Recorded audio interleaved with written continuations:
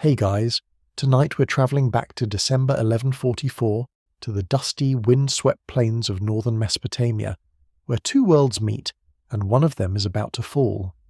The sun hangs low over the Euphrates River, turning the stone walls of Edessa the colour of blood. From the ramparts, sentries can see the horizon quiver with heat and dust. An army's coming. Inside the walls, the bells ring from the churches of St. Theodore and St. Thomas, echoing across narrow streets packed with frightened townsfolk. The banners of the cross still hang from the towers, but for how long? No one can tell. You smell the smoke of cooking fires, hear the hammering of blacksmiths reforging tools into weapons. The air is heavy with incense, fear and faith. Women pray in Syriac, men haul stones for the walls. Above them the sun blazes red, the same colour as the city's fate. Welcome to Edessa, the oldest of the Crusader states, and the first to die. Before it was a Crusader bastion, Edessa was ancient beyond reckoning. The city, known to the locals as Ufa, had stood since the time of the Assyrians. Armenians, Syrians and Greeks had ruled here long before the Franks crossed the sea. It was a crossroads, part fortress, part marketplace, where caravans from Mosul and Aleppo met pilgrims bound for Jerusalem. But after the First Crusade captured Jerusalem in 1099, Edessa became something new, a frontier between Christendom and Islam, the northern outpost of Latin rule in Asia. You step inside its walls. The streets are crowded, the air thick with voices, Latin, Armenian, Arabic, Greek. Churches stand beside mosques turned into granaries. Markets overflow with fabrics and spices brought up from Antioch, ivory from Aleppo, gold coins stamped with crosses and crescents alike. Edessa was a city of many faiths, balanced precariously on the edge of every border imaginable. Its first Crusader ruler, Baldwin of Boulogne, had taken the city not by storm but by marriage and intrigue. In 1098, he wed the daughter of the local Armenian lord Thoros, and within weeks the old ruler was dead, strangled by his own people or by Baldwin's allies, depending on who tells the story. Either way, Baldwin became Count of Edessa, and for the first time, a Western knight ruled deep inside the Muslim heartland. It was the farthest of all the Crusader states, isolated, surrounded, vulnerable, but for a time it worked. The Franks of Edessa built walls, made alliances, and married local women. They fought off Turks, traded with Arabs, prayed with Armenians. For nearly 50 years, the cross and crescent lived uneasily side by side here. You can almost see the city as it was at its height, towers gleaming under the Syrian sun, its gates open to caravans, its citadel rising above the river plain. The air hums with the call of muezzins and the tolling of church bells, the competing hymns of two civilizations. But beneath that fragile peace, the ground is already cracking. To the west lies Antioch, the rival Crusader principality that sees Edessa as a distant cousin, useful but expendable. To the south lies Aleppo, the stronghold of Islam in Syria. To the east, Mosul, where the Turkish Atabeg Zengi is forging a new power unlike anything the Franks have faced before. And between them all, a handful of stone fortresses, a few thousand men, and a city that has survived every empire except the one about to reach its gates. You watch from the ramparts as a distant dust cloud grows thicker. Beneath it glints the steel of banners and spearheads. The enemy's moving. Edessa's fate will not be decided by kings or prophets, but by men with shovels, torches, and siege towers. And when it falls, the shock will shake the world, from the Euphrates to Rome itself. So settle in, because this is where the age of crusades changes forever, where the first spark of faith becomes the fire of vengeance. Morning comes to Edessa with the smell of dust and bread, and the uneasy quiet of a city that's lived too long on borrowed time. The walls glint under the desert sun, thick and high, but the people behind them know how thin their luck has become. Still, they keep moving. The bakers light their ovens, the market stalls open, and merchants from Armenia and Syria shout in a dozen tongues across the narrow streets.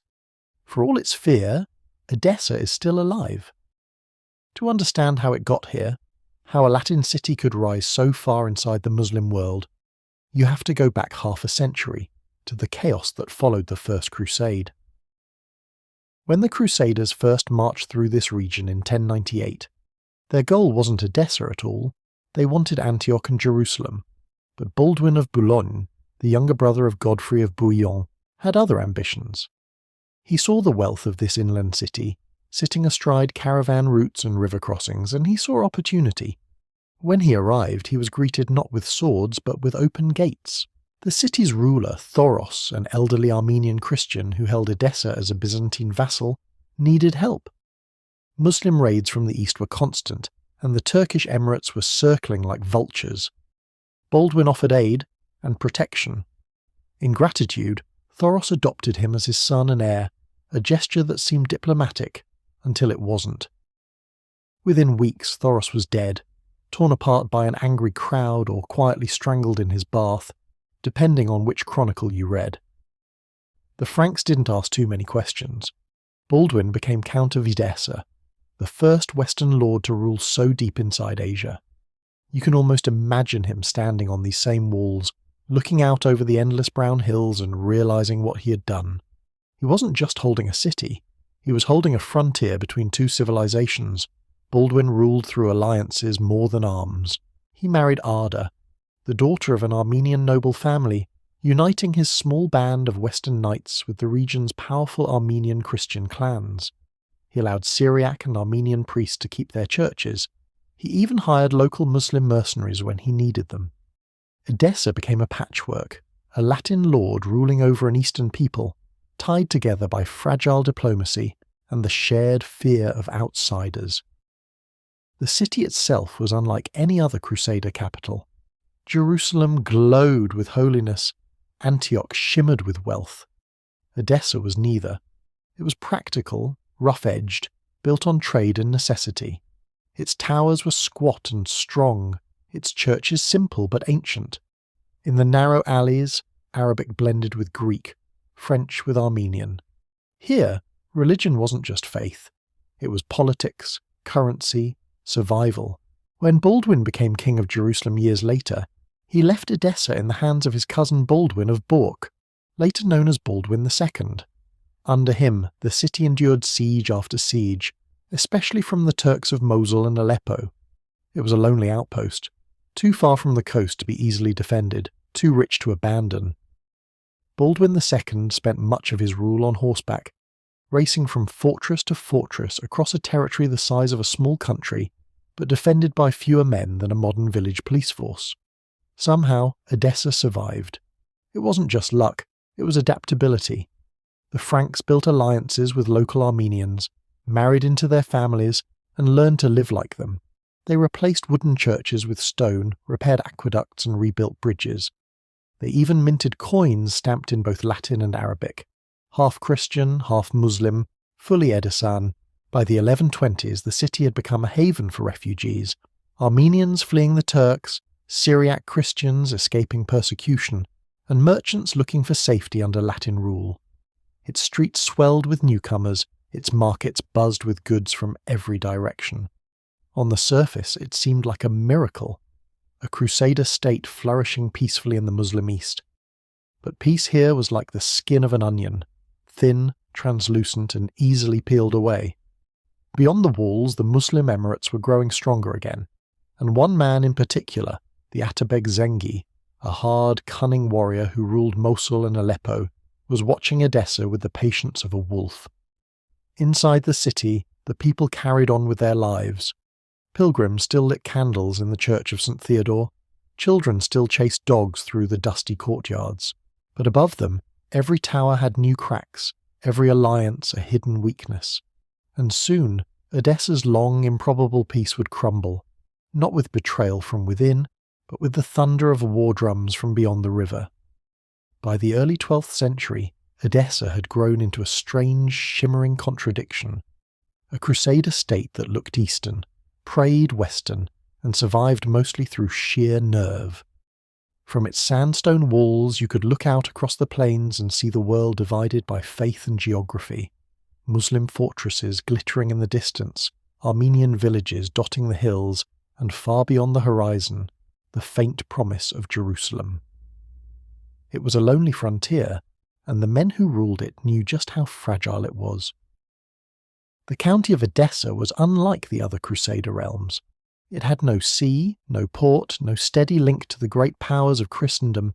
Its lifeline was a twisting road through the mountains to Antioch, often blocked by snow in winter and raiders in summer. Its armies were small, rarely more than a few thousand knights and footmen, and its population was mostly Armenian and Syriac Christian, with only a thin layer of Western lords at the top. To survive, Edessa depended not on strength, but on diplomacy and careful balancing acts. The Count's court sat in a modest palace within the city's upper walls. It wasn't marble halls and gold, more a working fortress than a royal seat.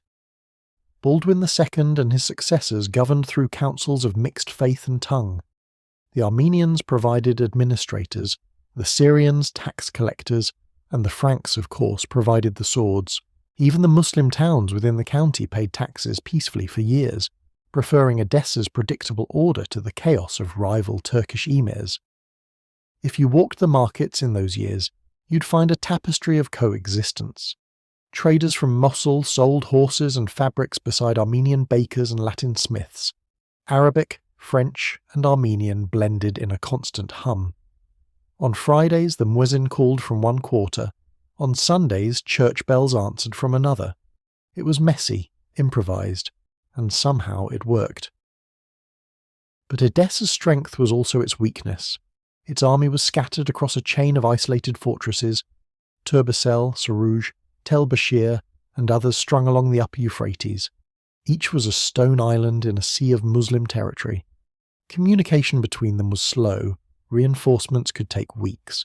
The Count's cavalry could ride hard and fight well, but they were always outnumbered, always out of breath, always out on a limb. To the south, the county of Tripoli had the sea. To the west, Antioch had allies and trade. But Edessa had nothing except faith, grit, and the loyalty of its mixed people. Its survival depended on men like Baldwin II, whose diplomacy was as vital as his sword. When Muslim powers turned against him, he sought truces. When they feuded among themselves, he intervened. That constant juggling made for uneasy nights. Every neighbouring ruler, Turk, Arab, or Christian, might be an ally today and an enemy tomorrow, and the greatest danger of all came not from the horizon but from ambition. The rising Turkish leaders in Mosul and Aleppo, who were beginning to see the Crusader states not as intrusions, but as insults. Still, in its prime, Edessa remained a miracle of survival. Pilgrims came from the west to see its churches, especially the famed image of Edessa, a relic believed to be a cloth bearing the face of Christ himself. Merchants called it the City of Light, because it glowed at night with the oil lamps of 100 faiths, yet cracks had begun to show long before the final fall. The death of Baldwin II in 1131 left behind a dangerous vacuum. His successors were less shrewd, more proud. The ties with Antioch weakened, and the Armenians, who once formed the backbone of the county, grew restless under Latin arrogance. When Edessa's knights marched to fight, they left behind a city divided in language, loyalty, and law. In those years, the Turks tested the county's defences again and again, raids that flared up and faded like sparks before the wildfire. Each time, Edessa's men rode out, beat them back, and returned to rebuild. But every victory cost something: men, money, faith. If you stood on the walls at night, looking toward the dark horizon where the Euphrates shimmered in moonlight, you might feel the weight of all those invisible borders pressing in. Beyond that river lay the Muslim heartland. Beyond that heartland, the empires of Baghdad and Damascus. And between them all, a small Latin cross on a stone tower, glowing faintly in the darkness. The people of Edessa must have known that their peace couldn't last. The alliances were thinning, the Count's treasury was empty, and rumours of a new warlord in the east, a man named Zengi, ruthless and relentless, were spreading like wildfire. For nearly 50 years, Edessa had stood as a fragile miracle of coexistence. But miracles, as history always reminds us, have an expiration date, and in the 1144, that date was coming fast. By the 1130s, the map around Edessa had shifted like sand in the desert wind. What had once been a fragile but stable frontier was now a tightening noose. The city sat exposed on all sides, to the Byzantines in the west, the Seljuk Turks in the east, and the rising Muslim Atabegs of Syria, who were beginning to unify under ambitious warlords. In an age when every small state survived by choosing the right enemies, Edessa had run out of good choices. To the south lay Antioch, officially an ally but in truth a rival.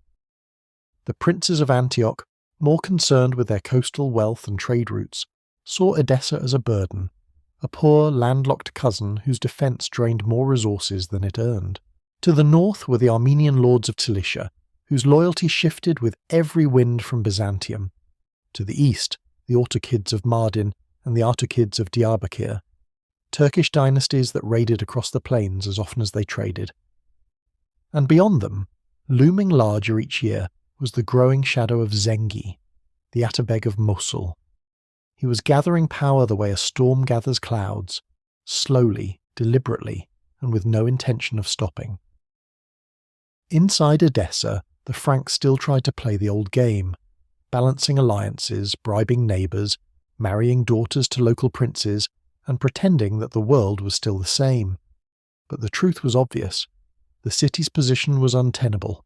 The Euphrates River, which had once been Edessa's lifeline, had become its trap. To the west of it lay the other Crusader states, separated by weeks of dangerous travel. To the east lay Zengi's domain.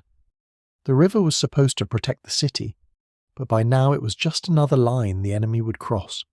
If you stood on the walls at dusk, you'd see why. The view stretched across miles of barren, sun-baked land, dotted with small forts and watchtowers, the outer ring of the county's defences. Each one was manned by a few dozen soldiers at best. When attacked, they could signal Edessa with smoke or fire, but help rarely arrived in time. Too far, too few.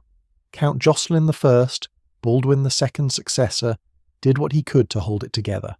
He was brave, skilled, and well-liked, a soldier's ruler. But even his victories were Pyrrhic. Every fortress saved was another left underdefended elsewhere. He spent his reign in the saddle, chasing raiders, mending treaties, and trying to keep his fragile alliances alive. But his enemies were patient. The Byzantines, under Emperor John II Komnenos, claimed suzerainty over all the Crusader states. To them, the Franks were temporary guests, useful but not legitimate. Byzantine envoys demanded oaths of loyalty from Edessa, threatening to withdraw support if refused. The Latin lords, proud and stubborn, refused to kneel. The rift widened. To the south, Antioch watched and waited. The prince there, Raymond of Poitiers, was too busy squabbling with neighbouring states and Byzantium to send troops north. When Edessa's messengers begged for aid, Antioch replied with promises and little else. To the east, Zengi was watching. The Turkish chroniclers called him the Lion of Islam, and though his cruelty was infamous, his discipline was legendary. He had united Mosul and Aleppo, forging a power base that stretched across northern Mesopotamia. He saw in Edessa not just a prize, but a symbol. The first Crusader city to fall would prove to the Muslim world that the Franks were not invincible. In 1131, Count Jocelyn I was captured while fighting near Tel Bashir. He languished in prison for years before dying in captivity, leaving his son Jocelyn II to inherit a county on the edge of collapse. Jocelyn II was everything his father wasn't: reckless, arrogant, and disastrously overconfident. He spent more time feuding with his Christian neighbours than fortifying his borders. He insulted Antioch, quarrelled with the Byzantines, and alienated his Armenian allies. The network of alliances that had once held Edessa together began to unravel. By the early 1140s, the situation was desperate. The Muslim rulers to the south and east were uniting under Zengi's banner, while the Crusader states bickered among themselves. Edessa was isolated, a lonely island of Latin rule surrounded by a rising tide, and yet within its walls life still carried on. Markets still bustled, the church bells still rang, and the people still believed, or tried to. But faith can't stop hunger, or arrows, or siege engines. From Mosul, word spread that Zengi was building something enormous, a new kind of army, disciplined and united under one cause: jihad. In 1144, that army began to move west, crossing the desert like a dark tide.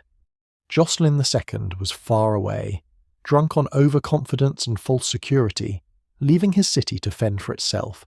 The wolves were closing in, and Edessa, proud, tired, and alone, was about to face them without its shepherd.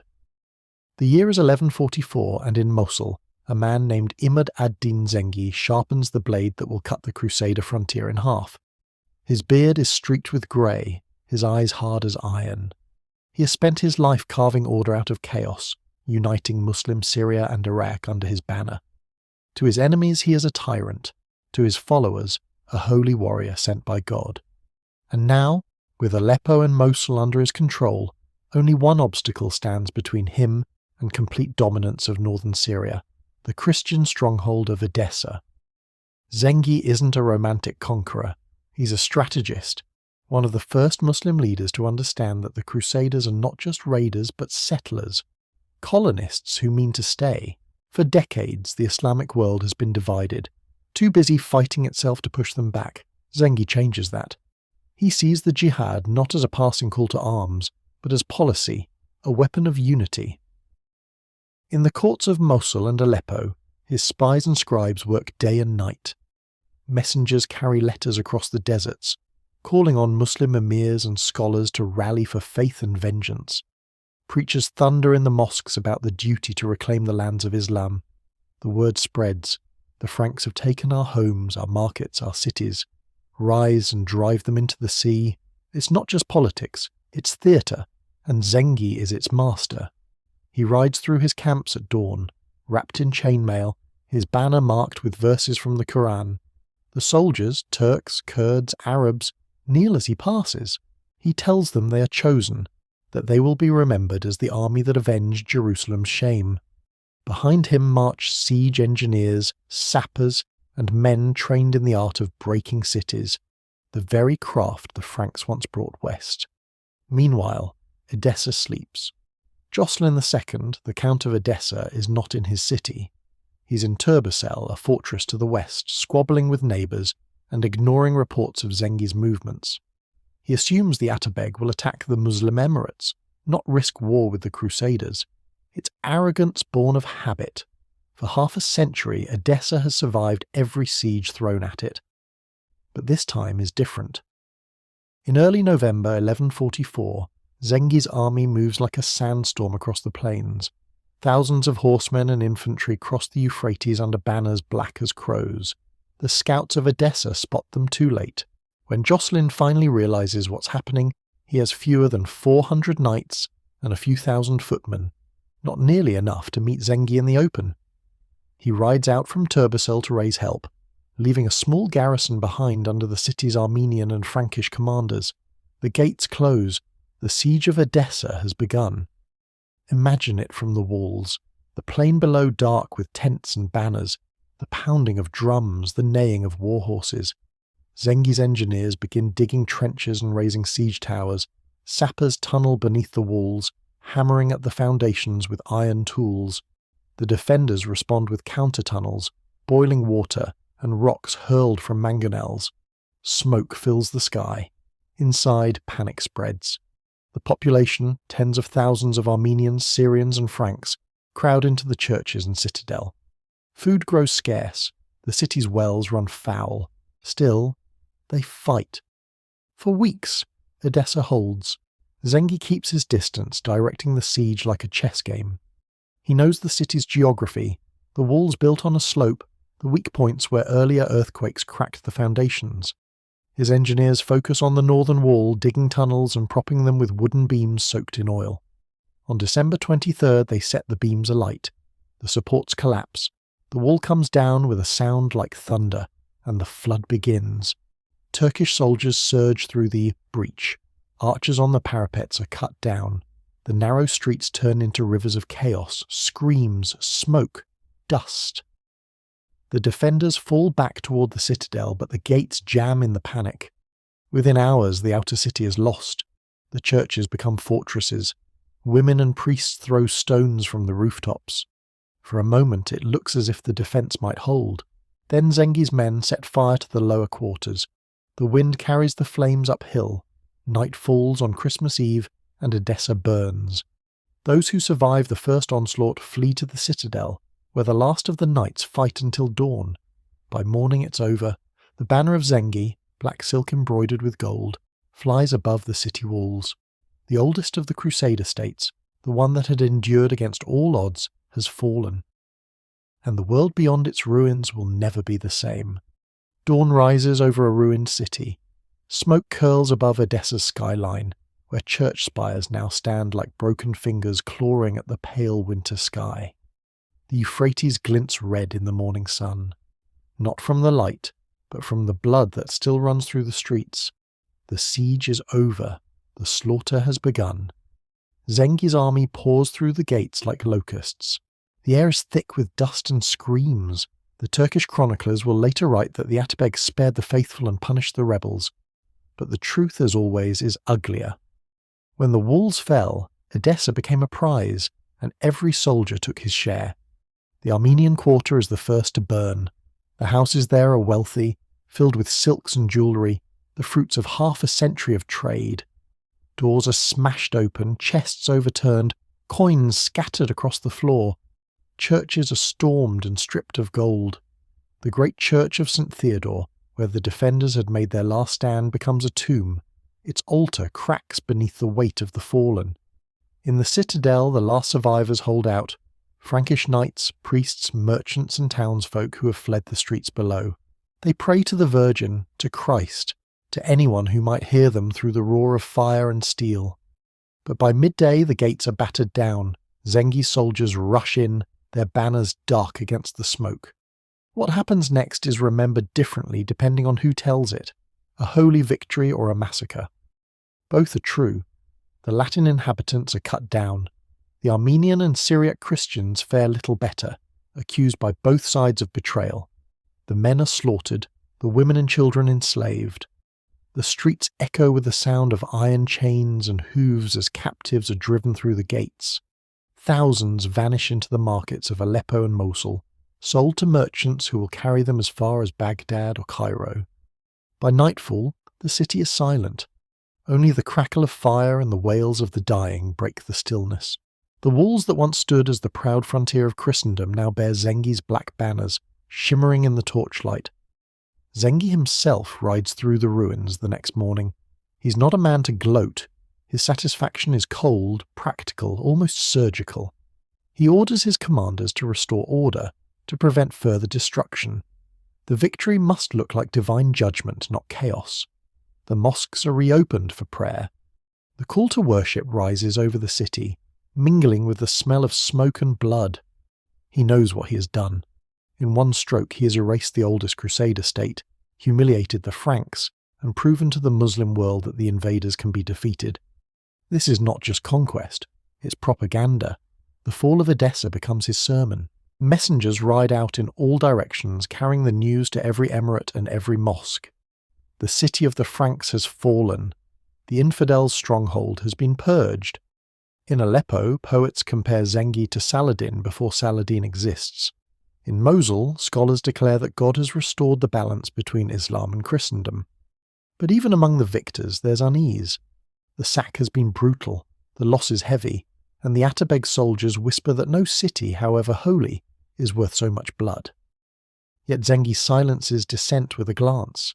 He is already thinking ahead, to Antioch, to Tripoli, to Jerusalem. For the survivors, there is no thinking ahead. The few who escape the slaughter flee west to Turbasol, where Jocelyn II, too late to save his city, receives them in horror. They bring news of death, of fire, of families lost. Some still wear the ashes of their homes on their faces. When Jocelyn looks east toward the smoke rising over the plain, he knows it is more than a city that has fallen. It's the illusion of security. The idea that the Crusader states could survive alone in the heart of the Muslim world. Word spreads quickly. Traders carry the tale down the Euphrates, across Syria, and into the ports of the Mediterranean. In Antioch, the churches toll their bells in mourning. In Jerusalem, King Fulk of Anjou receives the message in silence. His queen, Melisande, weeps openly. The fall of Edessa hits them like a thunderclap. For 50 years, the Crusaders believed themselves chosen, warriors of God sent to hold the Holy Land forever. Now, for the first time, they face the truth. God may not be on their side after all, but in Europe, that truth will spark something else. Not despair, but fury. And within 2 years, the kings of Christendom will answer the smoke rising over Edessa with the thunder of a new crusade. In the cold winter months of 1145, the smoke above Edessa has faded, but its shadow stretches across the whole of Christendom. In the wreckage of the city, Zengi's men gather treasure and prisoners. In the west, priests gather words and grief. Between them lies a world suddenly shaken awake. The Crusader frontier has cracked, and every surviving count and prince feels it. From Antioch to Jerusalem, the news spreads with disbelief, then anger, then fear. How could the first Crusader city, the very cornerstone of their conquest, fall so quickly? And how could it happen under their watch? Count Jocelyn II, the man who left Edessa undefended, is now haunted by the weight of that question. When the first refugees stumble into his court at Turbessel, their faces grey with dust and horror, he can hardly look at them. Some are Armenian merchants who lost everything, others are wounded knights who escaped through side gates or tunnels. They describe the walls crumbling, the flames, the screams, and Zengi's banner rising over the towers. Jocelyn listens in silence. For a moment, he's no longer the proud, brash count who mocked Antioch and defied Byzantium. He's a broken man. His city, his father's legacy, is gone, and the guilt burns hotter than any siege fire. Still, he acts. He summons what's left of his army, barely a few hundred knights and foot soldiers, and rides east, desperate to retake Edessa before Zengi fortifies it. The land he rides across is blackened with ash. Villages lie abandoned, fields trampled. The winter wind bites at the men's faces, carrying the smell of smoke even some miles from the city. When they reach the outskirts of Edessa, the sight is unbearable. The walls are half ruined, the towers shattered, the gates replaced with new ones bearing Arabic inscriptions. Zengi has left behind a garrison of thousands, commanded by one of his most trusted emirs. The citadel bristles with spears and archers. Jocelyn's men look to him, waiting for the order, but he hesitates. He knows they don't have the numbers, or the morale, for another siege. Even if they could take the walls, Zengi's army isn't far away. Every hour brings the risk of being surrounded. So the Count of Edessa does what no Crusader leader ever wants to do. He retreats. As they fall back toward Turbessel, the men curse under their breath.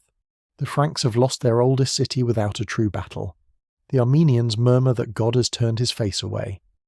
And Jocelyn, though he won't admit it aloud, knows they're right. In Aleppo, meanwhile, Zengi celebrates his victory with calculated grandeur. Captive banners are hung from the city gates, the spoils paraded through the markets. The Muslim world rejoices. Sermons praise him as the protector of Islam, the one who struck down the pride of the Franks. Even his rivals, the emirs of Damascus, grudgingly acknowledge his triumph. For the first time since the First Crusade, the tide has turned. But Zengi isn't content with glory alone. He sends letters, copies of them survive, proclaiming the fall of Edessa as proof that God has blessed his cause. He reminds every ruler from Cairo to Baghdad that the jihad isn't just a local struggle, but a divine mission. The message is clear. If one city can fall, so can the rest. His propaganda spreads like wildfire.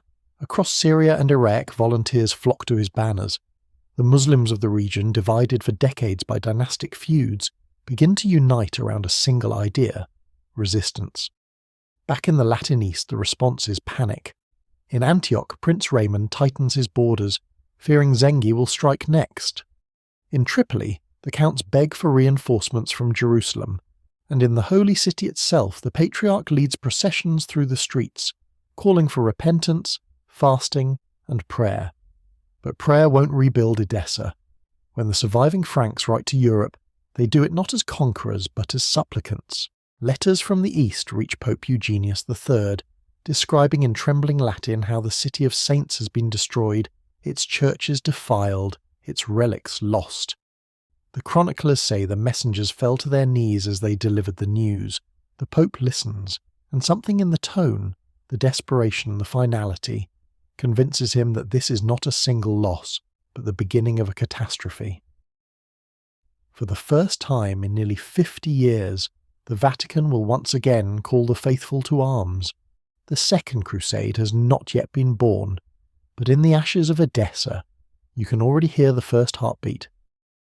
In the winter of 1145, across the distant mountains of Europe, the story of Edessa arrives like a ghost. It rides in the mouths of monks and merchants, carried along frozen roads and through abbey gates. The tale is always the same. The first Crusader city has fallen. The infidels have taken Edessa. The Christians were slaughtered or enslaved. The shock is immediate and electric. In Rome, Pope Eugenius III, a quiet and bookish Cistercian by nature, reads the letters brought by the survivors from the East. They describe the destruction in vivid, harrowing detail. The churches turned to rubble, priests murdered at the altar, the sacred image of Christ's face, the mandilion, perhaps lost forever. Every word feels like a wound to the heart of Christendom. Eugenius knows he cannot ignore it. The First Crusade had been the triumph of Pope Urban II, the moment when Christendom seemed united and blessed by God's favour. Now, under his watch, that favour seems to have vanished. The fall of Edessa isn't just the loss of a city, it's the loss of divine proof. So, on December 1st, 1145, the Pope takes up his pen and writes a new decree. The parchment will become one of the most famous in history, the papal bull Quantum Predecessoris.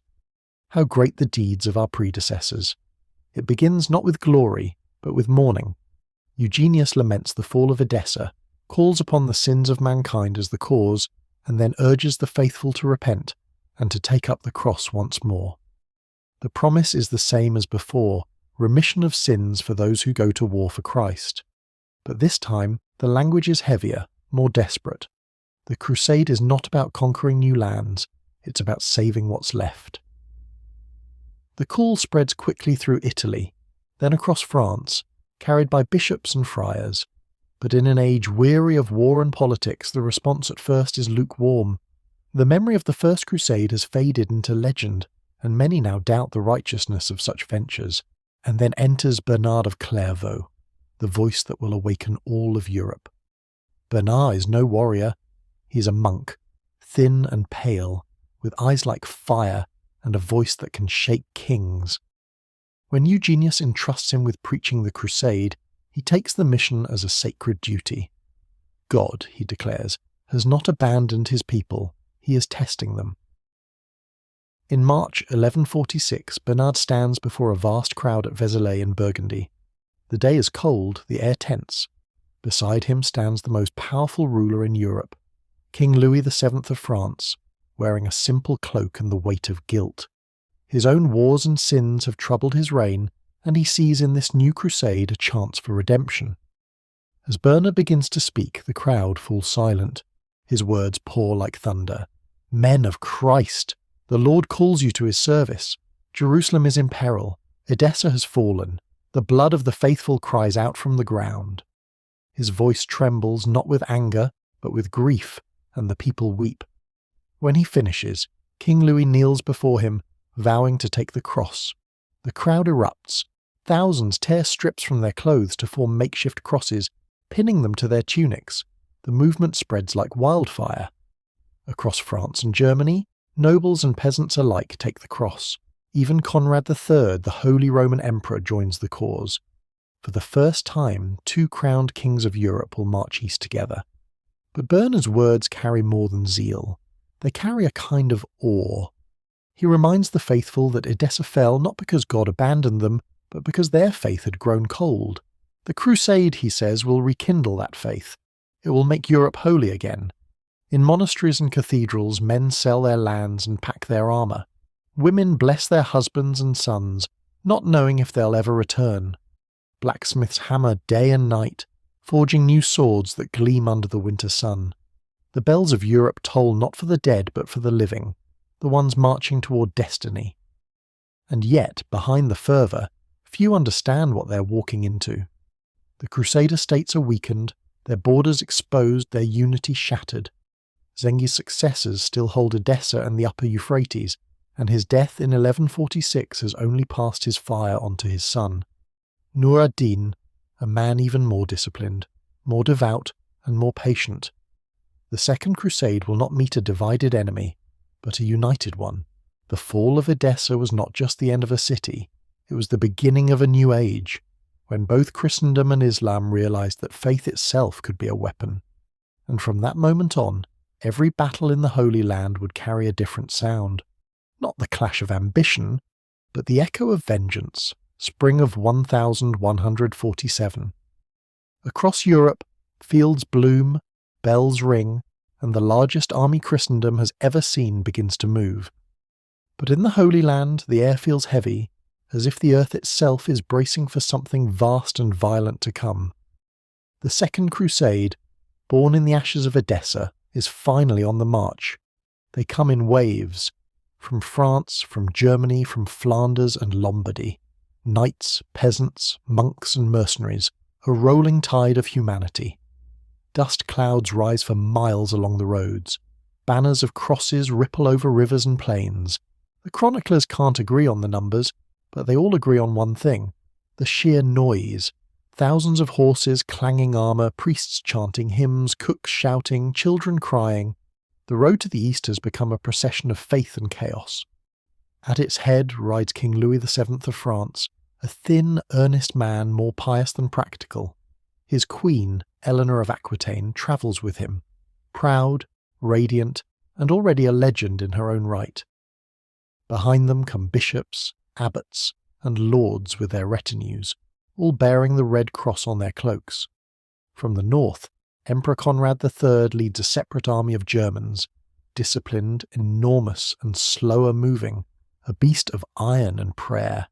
Their destination, the Holy Land. Their goal, to retake Edessa, the fallen crown of the Crusader states. But the world they march toward isn't the same as the one their fathers conquered. The Muslims of Syria are no longer divided. The Latin lords of the East are no longer united. Between Constantinople and Jerusalem the road is lined with suspicion, treachery, and exhaustion. The first to suffer is Conrad. His army, passing through Anatolia, is harried by the Turks and starved by poor planning. Men die by the thousands in the mountains near Dorylaeum, the same ground where the First Crusade once triumphed. The survivors crawl back toward the coast, hungry, sick, and disillusioned. Louis fares little better. The Byzantine Emperor Manuel Komnenos, wary of so many armed Westerners on his doorstep, offers guides who may or may not be leading them into ambushes. The French king's army melts under the Anatolian sun, men collapsing from thirst or Turkish arrows. By the time they reach Antioch, only a fraction of the Crusaders who left France are still fit for battle. Antioch itself, ruled by Prince Raymond of Poitiers, welcomes them cautiously. Raymond sees opportunity. With Edessa lost, he dreams of launching the crusade not north but east, toward Aleppo, the key to Syria. But Louis refuses. He insists on going to Jerusalem first to seek divine guidance and honour his vows. It's the first of many decisions that doom the crusade. When the battered armies finally reach Jerusalem, they're greeted as heroes. The bells of the Holy Sepulchre ring, pilgrims weep, and King Baldwin III hosts grand processions. But beneath the ceremony lies confusion.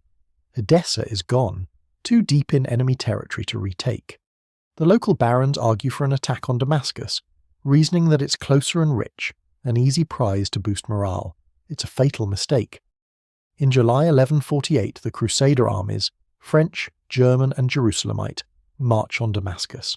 They reach its lush orchards, its rivers glinting like glass under the Syrian sun. For a moment it seems possible. The city trembles, and its defenders are caught off guard. But within days, everything unravels. The Crusaders quarrel over who will claim the city if it falls. Supplies run out, the heat scorches the men in their armour, then the counterattack begins. Nur ad-Din, Zengi's son, arrives with reinforcements from Aleppo. His troops know the land, the Crusaders don't. Arrows rain down from every orchard. The Christians panic, retreat, and finally, shamefully, flee. The Second Crusade collapses in 4 days. It is a humiliation so vast that even the chroniclers struggle to describe it. The kings of Europe limp home, their vows broken, their reputation shattered. Bernard of Clairvaux, once the voice of holy fervour, is accused of misleading the faithful. He weeps publicly, saying, "The judgment of God is unsearchable." In the east, the consequences are immediate. The defeat at Damascus cements Nur ad-Din's power. Muslim Syria is now united from Aleppo to Damascus under one banner, one purpose. The Crusader states, by contrast, are fractured beyond repair, and Edessa, the spark that began it all, remains a blackened ruin. Its churches are empty, its streets silent, its people scattered across the slave markets of Aleppo and Mosul. For the Franks, the dream of reclaiming it dies here, in the orchards of Damascus. For the Muslims, the victory is proof of something greater, that unity of faith can overcome even the might of Europe. The fall of Edessa may have started the Second Crusade, but the failure of the Second Crusade ensures that it will never be retaken. The tide of history has turned for good, and in that turn, in the ashes of one city, you can already hear the footsteps of those who will come next, Nur ad-Din, and then, not far behind, Saladin. When the Crusader armies disband after the fiasco at Damascus, the roads of the East are littered with the echoes of their failure. Banners torn, shields dented, songs silenced. The grand hosts that had once marched from Paris and Mainz now crawl back to their ports in silence, fewer, older, humbler. The dream of vengeance for Edessa dies not in battle, but in confusion and exhaustion, and in its silence Nur ad-Din, son of Zengi, rises like a shadow taking shape. He inherits his father's empire, Aleppo and Mosul, cities that had once stood apart, now bound by faith and ambition. Unlike Zengi, whose rule was driven by rage and conquest, Nur ad-Din is a man of discipline and vision. He prays 5 times a day, fasts, and surrounds himself with scholars. But make no mistake, beneath his humility lies steel. He sees himself as the sword of Islam, destined to complete what his father began. While the Latin princes squabble, Nur ad-Din rebuilds the armies of Syria. His lieutenants drill daily in the fields outside Aleppo. His scribes copy the Quran by lamplight and send messages across the Muslim world. His goal is clear, to unify all Islam under one banner and then sweep the Crusaders into the sea. And his first act of strategy is simple: leave Edessa in ruins. He doesn't waste men or coin rebuilding it. He knows the city's geography: exposed, distant, impossible to defend. Instead, he lets it rot. The broken towers and burned churches remain as a warning to others. This is what happens to those who trespass in the lands of the faithful. You can almost see it now, the empty streets, the crumbling walls overgrown with grass, the whisper of wind through hollow arches.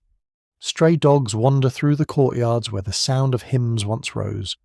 In one corner, the dome of St. Theodore's Church still stands, blackened by fire, its cross long since cut down. The city that was once the northern gate of Christendom has become a ghost. Meanwhile, in the Crusader capitals, Antioch, Tripoli and Jerusalem, politics takes the place of prayer. The princes blame one another, the clergy blame the kings. In France, King Louis VII returns to find his reputation in ruins.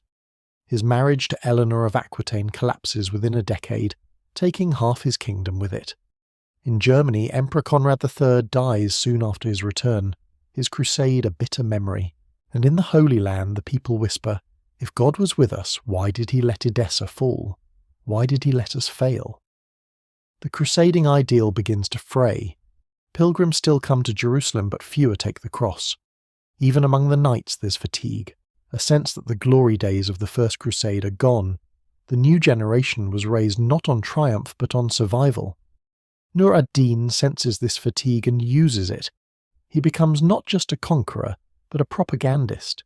His scholars write tracts proclaiming that the fall of Edessa was only the first chapter, that God's will is for all the lands of Syria and Palestine to be purified. He builds madrasas and hospitals, endowing them in the name of jihad. He funds poets who compare him to the righteous caliphs of old.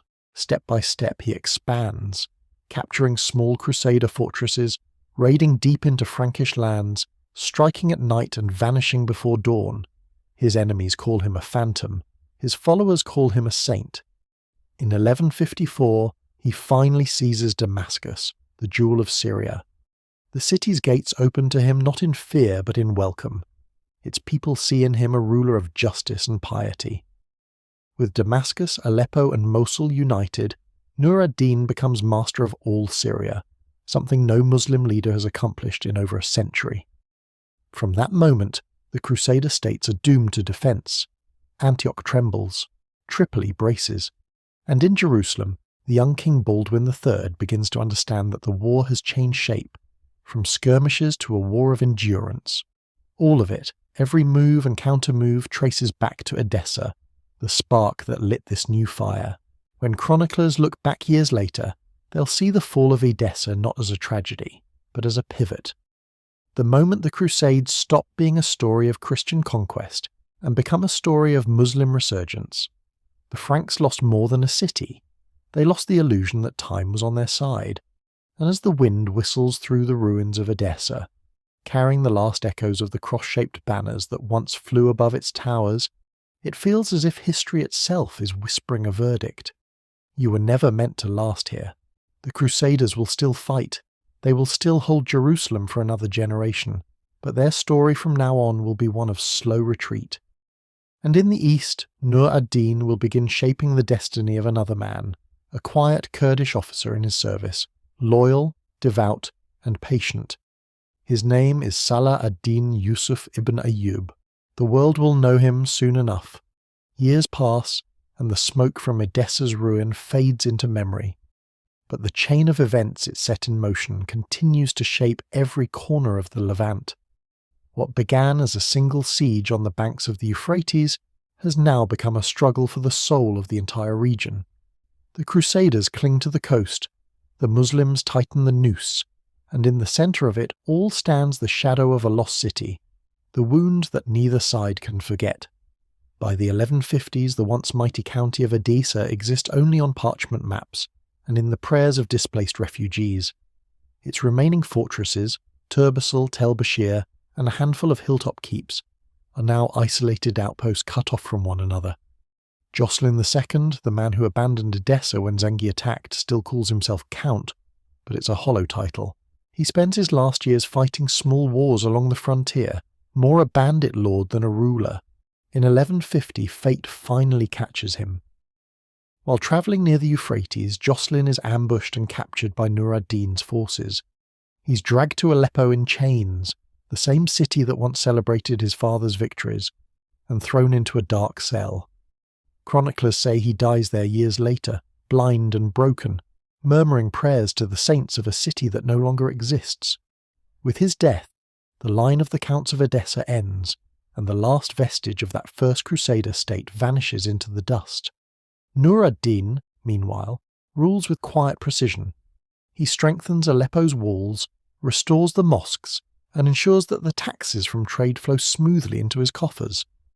But his ambitions reach farther than mere governance. He knows that to unite Islam fully, he must one day face the great prize itself, Jerusalem.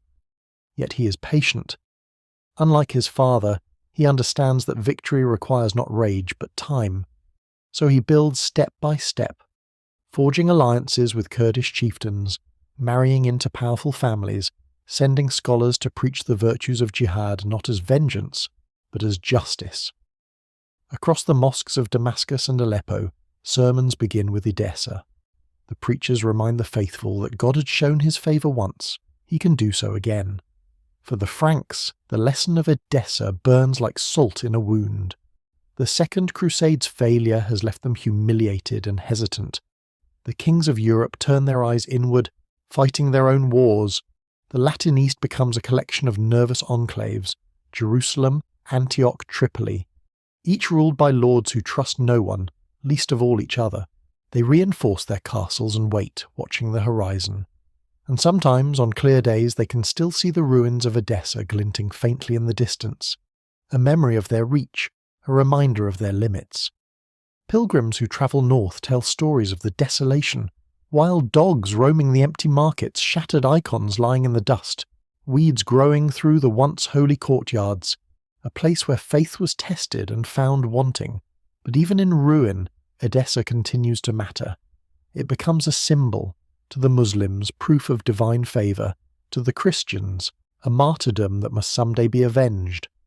Every monk who copies a chronicle in Jerusalem, every knight who swears an oath to defend the cross, remembers the city's name like a prayer. And for Nur ad-Din, it becomes a banner. When he commissions new buildings, he dedicates them to the victory God granted at Edessa. When he hosts foreign ambassadors, he leads them past murals depicting the city's capture. The message is clear. The era of Muslim weakness is over. In the 1160s, his influence stretches even further. He sends his generals south into Egypt, where chaos has divided the Fatimid Caliphate. Among those generals is a young Kurdish officer who wins his trust, quiet, thoughtful, and relentless in discipline. His name is Salah ad-Din, the man who will one day fulfill the dream that began at Edessa. By then, few of the old Crusaders are still alive. The veterans who remember the walls, the siege, the final night of fire, are grey-haired or gone. Yet the fear lingers, passed down to their sons, the sense that the tide of history has turned. From Antioch's citadel to Jerusalem's holy precincts, the name Edessa has become shorthand for catastrophe, a reminder that no fortress is truly safe, no kingdom eternal, and on the Muslim side the same name has become something radiant, the proof that faith can heal a fractured world. The city that died has become an idea that lives, and as the next generation takes up arms, Saladin under Nur ad-Din's banner, the young Franks behind Jerusalem's walls, they march not just toward the battles of the future, but toward the echoes of that winter in 1144, when the Euphrates ran red and the world changed forever. By the time the 12th century nears its end, Edessa has vanished from maps but not from memory. Its ruins sleep beneath layers of dust and silence, watched over by shepherds and pilgrims who know its story only as rumour. But for both faiths, the meaning of that lost city still pulses through the veins of history, a quiet rhythm beneath every clash of sword and sermon that follows. In the Latin East, the lesson is bitter and unending. Every Crusader castle now looks like a fortress built to outlive its master. Towers rise taller, walls thicken, cisterns deepen. The Franks have learned from their defeats. They may never again overextend themselves so far inland. Edessa's fall taught them that the Holy Land must be held from the coast, where the sea can still deliver men and supplies from Europe. The dream of pushing into Mesopotamia, of spreading Christendom across the Euphrates, is gone forever. The Kingdom of Jerusalem becomes a narrow strip of castles and ports, a fragile spine clinging to the Mediterranean. Every generation of rulers grows more defensive, more pragmatic. Kings like Amalric and later Baldwin IV, the Leper King, understand that diplomacy and survival go hand in hand. They make uneasy truces with Muslim rulers, trade prisoners, negotiate marriages, anything to postpone the next disaster. But to the Muslims, Edessa remains the beginning of their story of resurgence, the proof that divine justice can undo decades of humiliation. When Nur ad-Din dies in 1174, he leaves behind not chaos but a blueprint, unity through faith, mercy after victory, order instead of anarchy. His teachings shape the mind of his former general Salah ad-Din, who inherits his armies, his ideals and his mission. Saladin's rise, the wars in Egypt, the consolidation of Syria, the long chess match with the Crusader kings, all grow from that same soil Zengi watered with blood in 1144. To understand Saladin's greatness, you have to understand Edessa's fall. It was the moment Islam stopped surviving and started believing again, in destiny, in purpose, in eventual triumph. When Jerusalem falls to Saladin in 1187, 43 years after Edessa, the chroniclers draw a straight line between the two. One Muslim writer calls it the completion of the miracle. Another, Imad ad-Din al-Isfahani, writes that the first light shone at Edessa, and its brilliance reached Jerusalem. Even European monks copying the news in candlelight recognized the symmetry. The cross had first flown deep inside Asia and been torn down there. Now, at last, it was torn down again at the heart of Christendom's dream. But Edessa's memory also haunts Saladin. He knows what victory can do, how easily glory turns to arrogance. He makes a point of avoiding the brutality that marked Zengi's conquest. When Jerusalem surrenders, he forbids slaughter, offers ransom, and lets the churches stand. It's a deliberate echo, a way of rewriting the legacy of conquest that began at Edessa into one of moral triumph. He wants his enemies to remember mercy as well as might, and yet even mercy carries a shadow. For the Christians of the East, every act of kindness is a reminder of helplessness. They walk among their own holy places as guests, tolerated but powerless. To them, the fall of Edessa wasn't just the loss of a city, it was the loss of confidence. The belief that God's hand was visibly guiding them had shattered. You can almost imagine a pilgrim in the late 12th century, travelling north from Antioch through the hills of Upper Mesopotamia. The roads are empty, the village is poor. When he asks a local guide to show him Edessa, the man points to a hill covered in scrub and scattered stones.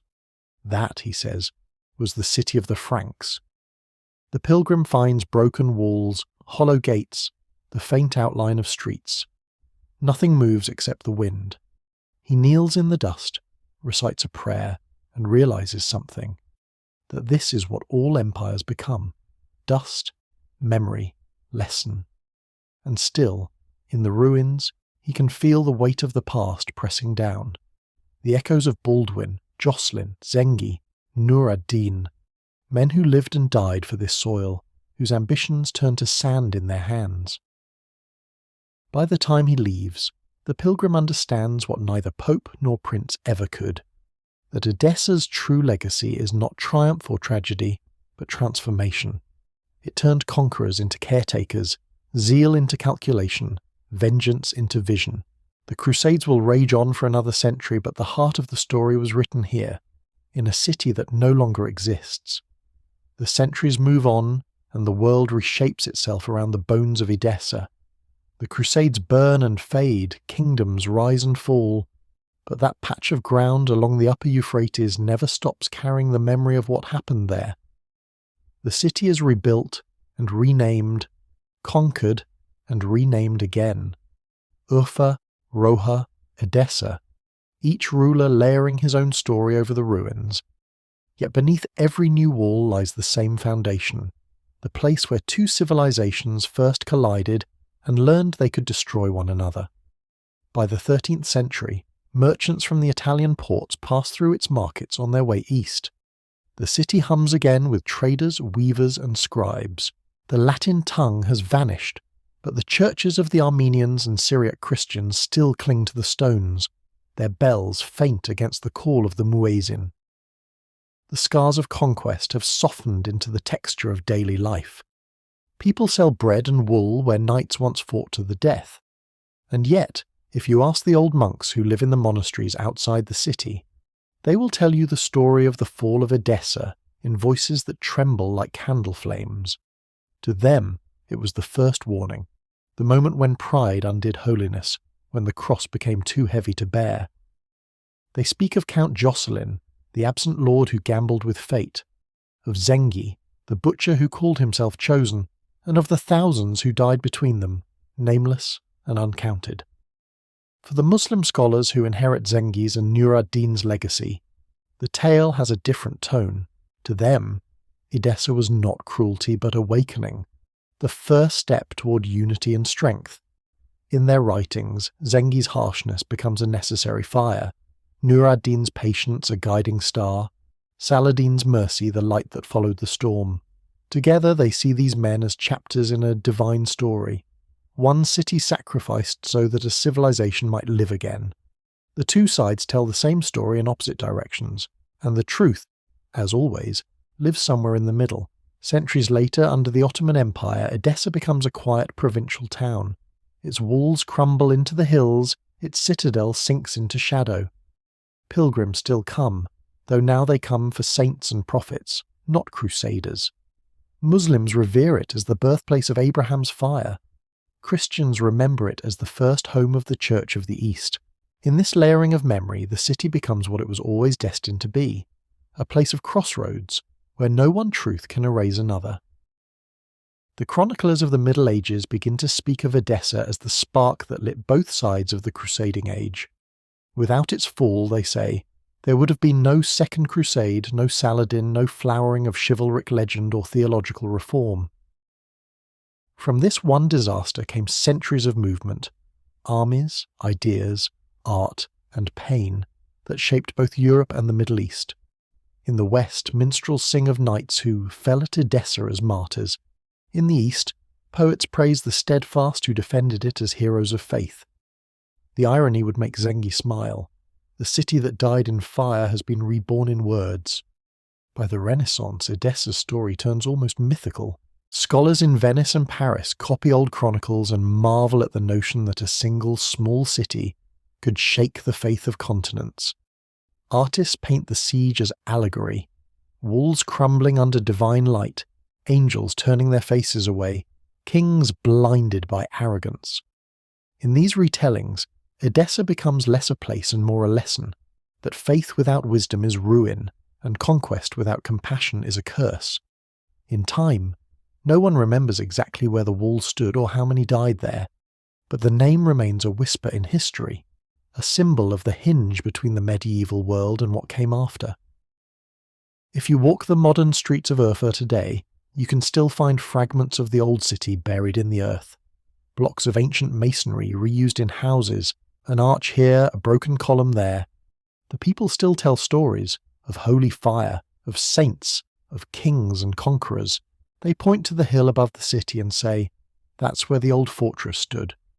At sunset, the air turns the same red-gold colour it must have been in 1144. The shadows of the minarets stretch across the ruins, and for a moment it feels as though the past and present overlap. As though the dust itself remembers the sound of drums and prayers, the terror and triumph that once filled this valley. The wind carries both names, Edessa and Urfa, as if unwilling to choose between them. Because maybe, after all these centuries, it doesn't need to. The city has outlived the war of faiths that once defined it. In the centuries that follow, Edessa drifts quietly through the long dusk of history. Empires come and go, Mongols, Mamluks, Ottomans, each leaving behind a different language, a different god, a different way of carving bread and building walls. The city survives them all, smaller each time but stubborn as ever. You can still trace the bones of its ancient streets if you know where to look. A curve in the hill, a line of worn stones that once formed a gate. Beneath every cobble lies another century. By now the world beyond Edessa has moved on. The Crusades have become legend, polished into sermons and songs. In the monasteries of Europe, monks copy the story of the city's fall as a moral lesson. Pride before ruin, faith tested by fire. In the mosques of Aleppo and Damascus, scholars recite the same tale in reverse, God's justice, the day the unbelievers were cast out. Each side still needs Edessa, not as a place, but as proof of something larger. And so the real city fades, while its shadow grows. When the Renaissance dawns, artists in Florence paint Zengi as a dark sultan beneath stormy skies. Poets in France make Jocelyn a tragic knight undone by hubris. The philosophers of the Enlightenment, centuries later, look at Edessa and see not divine will, but the folly of human certainty. Proof that every empire that calls itself eternal is already dying. Meanwhile, in the East, pilgrims still come. Armenian families light candles in small chapels built into the hills. Syriac monks whisper prayers in the old language of their ancestors, voices rising like smoke into the dawn.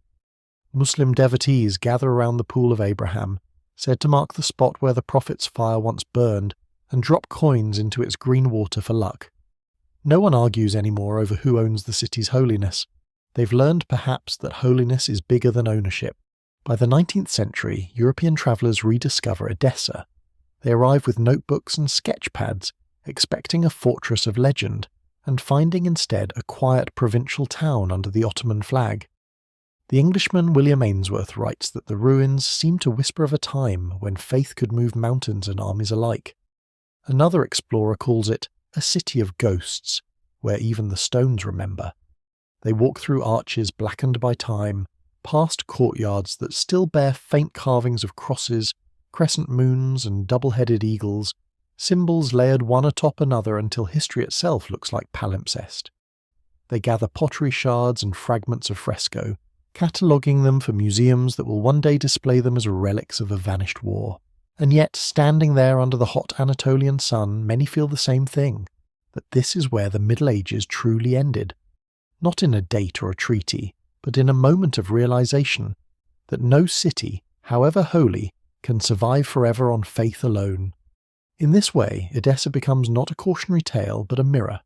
Every empire sees itself in her fall.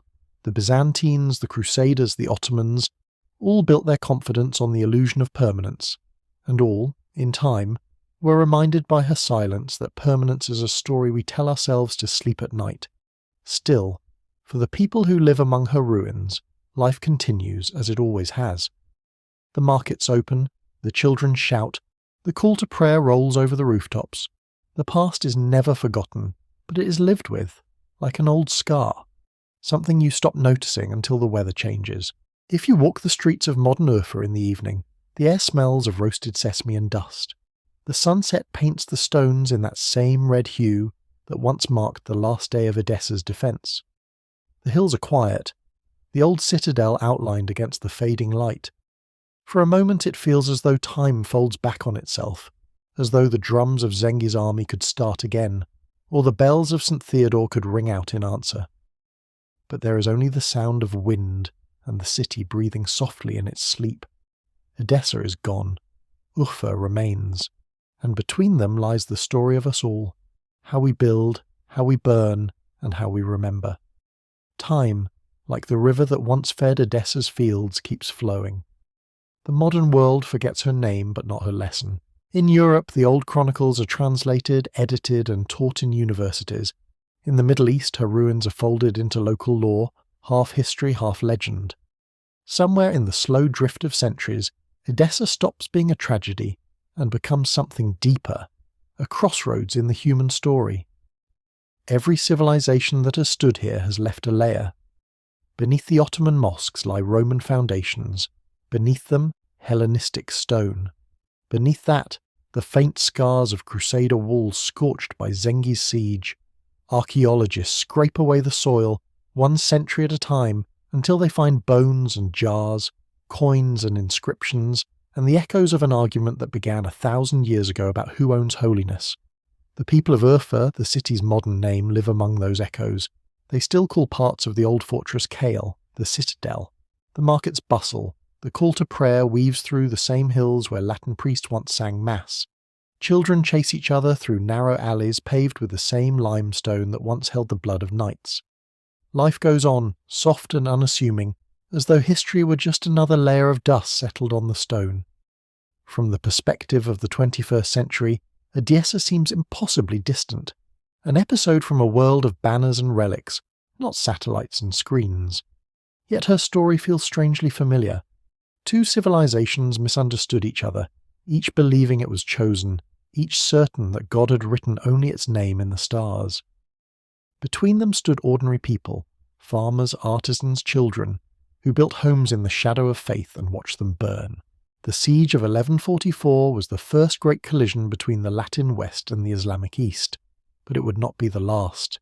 Its shockwaves carried forward to the Second Crusade, to Saladin's wars, to the fall of Constantinople, even to the modern boundaries that still divide belief and empire. Every time the world rediscovers its capacity for zeal, Edessa flickers in the background, a warning written in flame. Historians see her as the turning point, the moment when the crusading dream shattered into politics. The faithful see her as the trial that tested their endurance. Writers see her as tragedy, poets as parable. But for the soil itself, for the people who still walk her hills, Edessa is simply a memory that refuses to die. If you stand on the citadel's edge at dusk, you can see the whole plain stretching out before you. The Euphrates winding silver in the distance, the air hazy with heat. The city below murmurs softly, alive in a different rhythm now. Somewhere a muezzin calls, somewhere a church bell rings, and for a heartbeat the 2 sounds blend. It's in that moment that you understand what the centuries have been trying to say. That conquest is temporary, that faith is eternal, but fragile. That memory, if tended carefully, becomes mercy. Edessa's legacy isn't her fall, it's her persistence. She has survived in every story told about her, in every lesson drawn from her ruin. The Crusader who prayed before battle, the Muslim scholar who chronicled victory, the modern traveller tracing the outlines of vanished walls, all of them carry a piece of her forward. When the wind blows across her hilltop, it sounds like the turning of a page. And maybe that's all history ever is. A story the earth keeps retelling until we finally listen. Night returns to the Euphrates plain. The air is warm, heavy with the smell of dust and fig trees. The lights of Urfa, the city once called Edessa, flicker like scattered embers against the hills. It's quiet now, as if the earth itself has exhaled after 9 centuries of breath held in memory. You stand where the citadel once towered, where Jocelyn's men once watched the horizon for Zengi's banners. Below, the city murmurs, shopkeepers closing their stalls, children calling to one another, the low hum of a radio carrying a prayer. It's the same place and not the same at all. The walls are gone, but the ghosts are polite. They linger only in the air, in the spaces between stones. History is never really gone here. It just changes languages. The Latin of Baldwin and Jocelyn has become Turkish, Kurdish, and Arabic. The cross carved above the old gates has weathered into something unrecognizable, a faint pattern of faith eroded by time. And yet, if you touch the stone, it still feels warm, as if it remembers the hands that built it. Edessa's story has always been about the fragility of certainty, a city founded on faith that faith alone could hold its walls. When it fell, both sides, cross and crescent, believed they had proved God's will. But centuries later, as the dust settles, you can see what they really proved. That belief is not the opposite of doubt, but its companion, that every empire of conviction eventually has to learn humility. The Crusader knights, with their relics and armour, believed they were building eternity. Zengi and Nur ad-Din believed they were restoring it. Both were wrong, and both, in their own way, were right. Their wars built the world we live in, shaped the borders and memories that still divide and bind the Middle East today. But the stones of Edessa have learned what its conquerors never could: how to endure without triumph, how to keep breathing long after the shouting stops. The last of the light fades. The hill turns the colour of bronze. Somewhere a night bird calls over the Euphrates, the same river that once reflected the fires of siege engines. The wind moves softly through the ruins, and for a moment it almost sounds like chanting. The echo of the city's 2 prayers, one rising, one falling, blending into a single note that belongs to neither faith but to the place itself. You breathe it in. You feel the centuries fold around you, the clang of swords, the cries of priests, the silence of dust. You realise that this is what history really is, not a march of victories and defeats, but a long conversation between the living and the dead. And in that conversation, Edessa still speaks. It tells you to remember but not to repeat, to build but not to worship the building, to believe but never so fiercely that you forget mercy. Because in the end, every wall will fall, every empire fade, every banner turn to ash. But the stories, if we tell them gently enough, might just last. The night deepens. The stars rise over Mesopotamia, old and patient. Below, the city sleeps, dreaming its layered dreams of saints and soldiers, of traders and prophets, of water and fire and forgiveness. Edessa is gone, but she's not lost. She has simply become part of the silence that shapes us all. The wind moves softly over the hills of Urfa, cool and sweet after the heat of day.